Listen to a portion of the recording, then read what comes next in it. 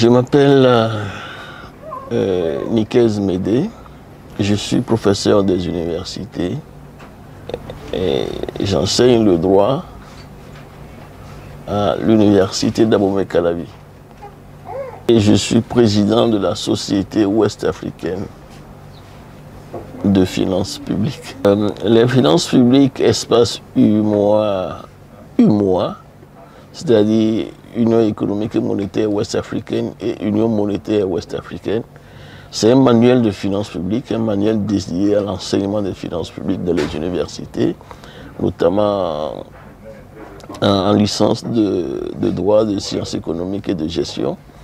Et le livre présente les grands compartiments de ce qui est le programme de finances publiques dans les universités francophones d'Afrique, à savoir l'étude de la notion de budget, le parcours du budget, l'insertion du budget dans le tissu économique, les grands principes du droit budgétaire et également des éléments de finances locales, c'est-à-dire les finances des collectivités territoriales locales. Et nous y avons ajouté les finances de la commission de l'UMOA, c'est-à-dire l'organisme d'intégration régionale ouest-africaine francophone, et comment son budget est élaboré, comment il est exécuté et comment il est contrôlé. Donc, le manuel de finances publiques, c'est un peu l'examen de manière circonstanciée du point de vue du droit communautaire de ce qu'on appelle les 4 temps alternés, c'est-à-dire la préparation du budget, et le vote du budget, l'exécution du budget et le contrôle de ce même budget. Budget entendu au sens large, c'est-à-dire la loi de finances de l'année.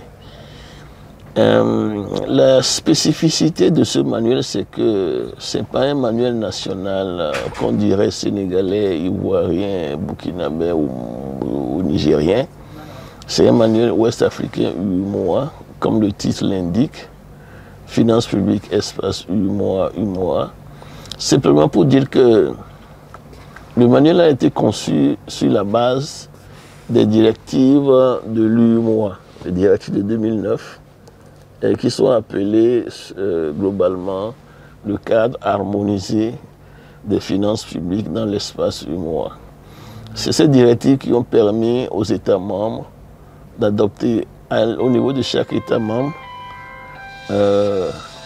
les lois organiques relatives aux lois de finances, d'une part, les règlements généraux portant sur la comptabilité publique et tout ce qu'il y a comme dispositifs nationaux de mise en œuvre de la législation financière des États. Donc c'est un encadrement régional qui est fait et qui est suffisamment fort, prégnant, pour donner lieu à une sorte d'enseignement basé sur cet encadrement régional et qui rend possible ce que nous avons appelé la fédéralisation rampante des finances publiques dans nos pays. Et le livre rend compte de cette fédéralisation rampante, cette manière de régir les finances par le haut, pas un encadrement venant du haut. Donc c'est un peu cela, le manuel de finances publiques, c'est un document de référence pour l'enseignement des finances publiques dans les pays membres de l'UMOA. Évidemment, d'un point de vue, j'allais dire comparatif, il n'y a pas une grande différence entre l'encadrement régional UMOA et l'encadrement régional CEMAC, c'est-à-dire l'Afrique centrale. Les grands principes sont les mêmes.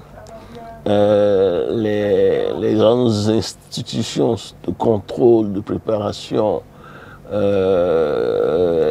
les grands principes d'examen, c'est-à-dire les notions de la sanction de la faute de gestion.